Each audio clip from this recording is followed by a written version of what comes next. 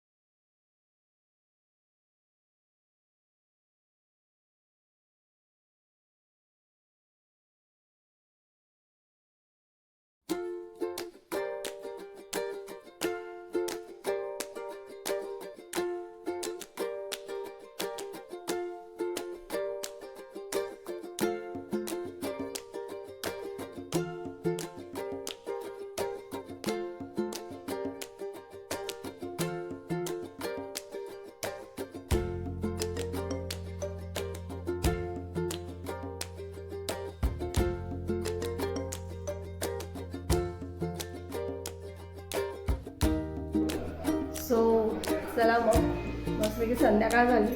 तर आता नैवेद्य तयार करायची सुरुवात झाली, जेवणाची लगबग सुरू आहे. पूजा आली आहे शाळेला, त्यांना चहा नाश्त्याला बसवलं आहे. तर हे बघा पाठीमागे पुरणपोळी चालू आहे. तर आज दत्त जयंती असल्या कारणामुळे स्पेशल मी पुरणपोळीचा आपला घाट घातला आहे. तर थोडेसे करून घेणार आहे, कारण की जास्त वेळ करणार नाही, थोडं पाया पडायला पण जायचं देवळात.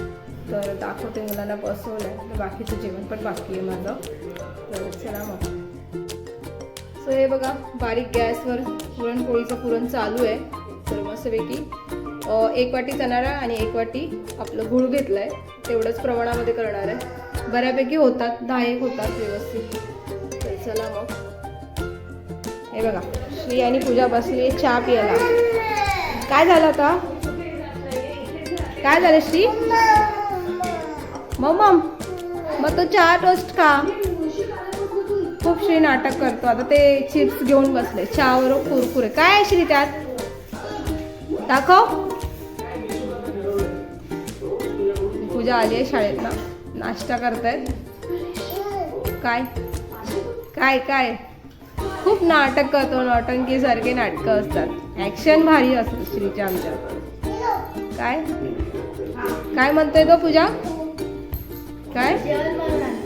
ओके नको नको नको. चला चला मग जेवणाची तयारी करते, बसू दे त्यांना चहा प्यायला.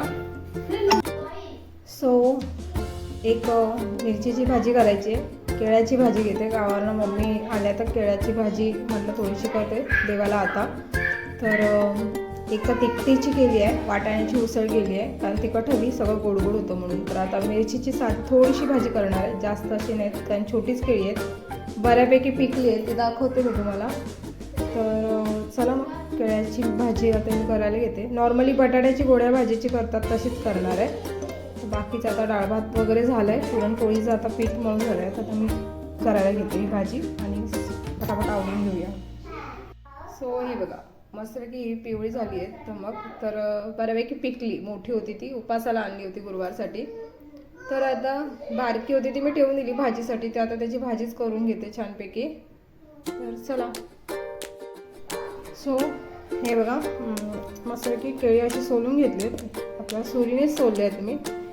तर एक मिरची आणि थोडासा कांदा घालून, नाहीतर नाही सॉरी कांदा नाही घालणार आहे सॉरी उपासाचं असल्यामुळे. तर सॉरी तर राई जिऱ्याचंच आणि मिरचीचीच फोडणी असणार आहे आणि हळद घालेन. तर जशी गोड्या बटाट्याची आपण उपासाला करतो तशीच आहे. तर बनाना आता कापते मस्तपैकी, कच्चे बनाना आहेत ते, आणि पाण्यामध्ये भिजत टाकते. थोडं तुम्ही मीठ पण टाकू शकता जेणेकरून चिकटपणा असतो तो त्याचा निघून जातो. तर अशा प्रकारे सोलून घेतले छानपैकी. तर गावची आहेत, छान लागते. जरा छोट्याच असतात म्हणून चवीला पण छान लागतात आणि पिकल्या तर अजून सुंदर लागतात. तर चला.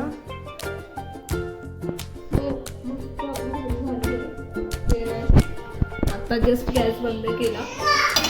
हा श्री, आता पुरणपोळ्या करायला घेते. पोळे करून घेते, असं पुरण भरून घेते पासा असं वाटी केली आहे छानपैकी. आणि आपला पोळा पुरणपोळीचा व्यवस्थित पोळा करून घेते. आणि असं करून पुरणपोळी आज दत्त जयंती असल्या कारणामुळे मी पुरणपोळीचं बेट केलं, नाही तर मग खीरच करून किपट करायचं होतं.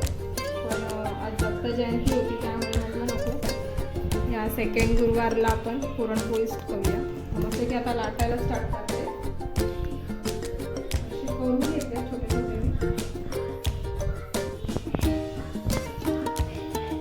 असं करून छान पीठ व्यवस्थित, आणि असं हाताने केलं की म्हणजे कसं पुरण व्यवस्थित पसरतं. लाटताना अगदी छान लाटलं जातं. त्यामुळे मी थोड्या भाकरीच्या पद्धतीमध्येच आपलं जरा पसरवून घेते इझिली.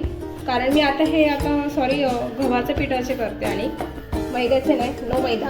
कारण मुलं आजकाल खूप काही ना काही मॅगीमधून वगैरे होतं राहतं म्हणून पुरणपोळी जरा सॉफ्ट राहते याची, मला आवडते मैद्यापेक्षाही. दुसऱ्या दिवशी एकदम कडक वाटत नाही. सो हे बघा पहिलीच पुरणपोळी आपली केली आहे मी तयार. बाकीच्या पोळी तयार त्याच्यामध्ये काढते मी. पहिलीच दाखवली तुम्हाला व्यवस्थित मस्तपैकी. जरा मोठीच केली आहे, एक खाली तरी बस होते. जसं चपाती आपण पटकन पलटतो तशीच पलटते. प्रत्येकाची शेकायची पद्धत वेगळी आहे, पण खालची बाजू जरा हलकी भाजून घ्यायची की जेणेकरून वरणा व्यवस्थित भाजली जाते. बघा आपोआपच व्यवस्थित भाजत येते, ती फुलते. तर चला मी पटापट आता पुरणपोळ्या भाजून घेते, वेळ होतोय खूप आहे.